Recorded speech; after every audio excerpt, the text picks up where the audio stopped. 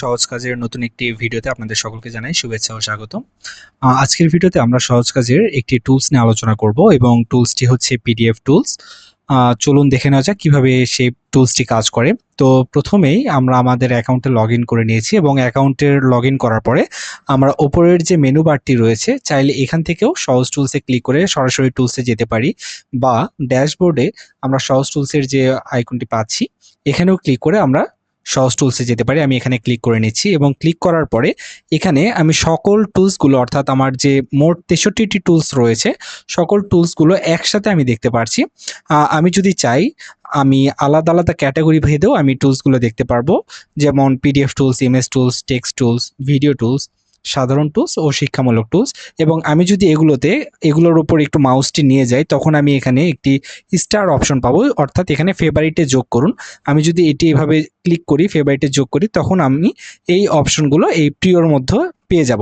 অর্থাৎ আমি যদি আমার যে টুলসগুলোর কাজ খুব বেশি হয় সেই টুলসগুলোর কাজ এক জায়গায় সবগুলো পেতে চাই, সেগুলো আমি আমার এভাবে ফেভারিটে নিয়োগ করে, অর্থাৎ ফেভারিট সিলেক্ট করে দিয়ে আমি আমার প্রিয় নামে এই ক্যাটাগরিতে আমি সেই টুলসগুলো পেয়ে যাব। তো যেহেতু আমরা পিডিএফ টুলস নিয়ে আলোচনা করব, তো আমি পিডিএফ টুলসে চলে যাই এবং এখানে পিডিএফ এর সকল টুলসগুলো আমরা পেয়ে যাব।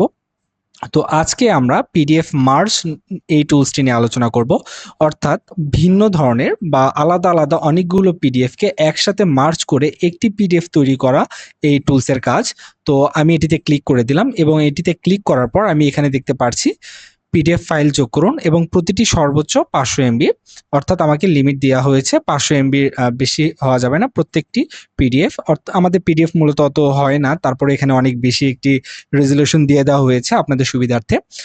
তো আমি এখান থেকে ক্লিক করে আমি কয়েকটি পিডিএফ নির্বাচন করে নিব।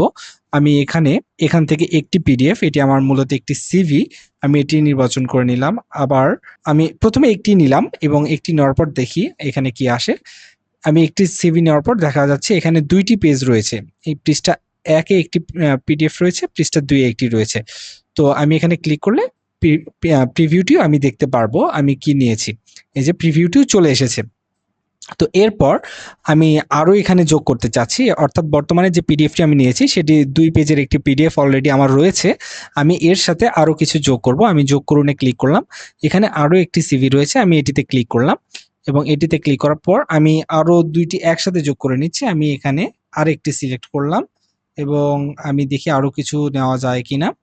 এখানে আরো একটি রয়েছে, আমি এটিতেও ক্লিক করলাম।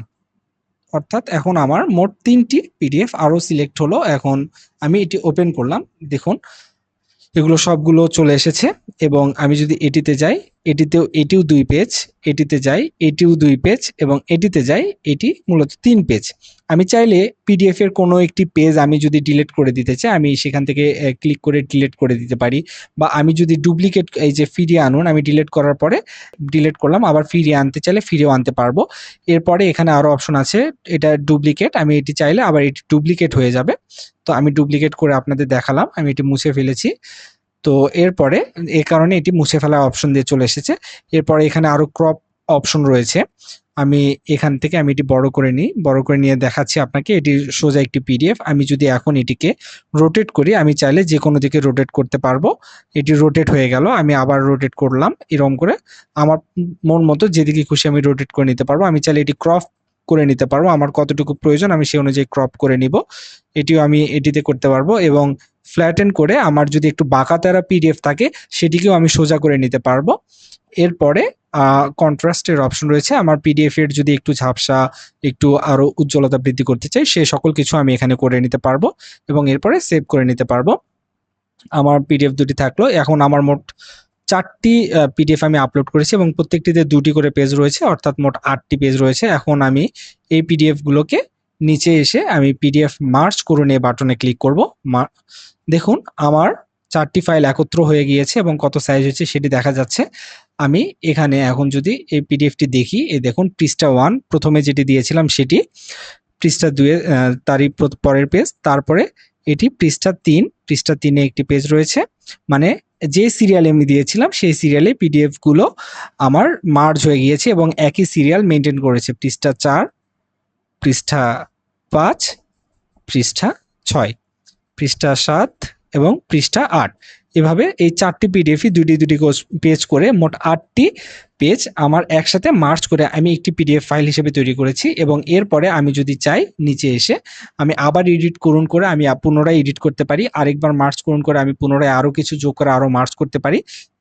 আমার যদি কোনো কিছুর প্রয়োজন না হয় আমি মার্জ পিডিএফ ডাউনলোড করে আমি পিডিএফটি সরাসরি ডাউনলোড করে নিয়ে নিতে পারি এবং এরপর আমার যে মার্জ হয়েছে সেটি যদি আমি না নিতে চাই বা কোনো কাজ না করতে চাই, রিসেটে ক্লিক করলে পুরো ফাইলটি পুনরায় রিসেট হয়ে যাবে। আমি এটি ডাউনলোড করে নিলাম এবং ডাউনলোড করে নেওয়ার পর আমি যদি রিসেট ক্লিক করি, দেখুন সকল কিছু চলে গিয়েছে এবং এটি পুনরায় নতুন করে শুরু করা অবস্থানে চলে এসেছে এবং এখান থেকে আমি নতুন করে এটি আবার শুরু করতে পারি।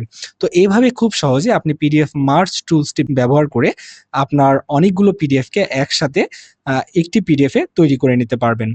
আশা করি সকলে বুঝতে পেরেছেন এবং এরপরও আপনাদের যদি কোনো প্রশ্ন থাকে অবশ্যই আমাদের জানাবেন। আমরা আপনাদের সকল প্রশ্নের উত্তর দেওয়ার চেষ্টা করব। ধন্যবাদ সকলকে। আসসালামু আলাইকুম।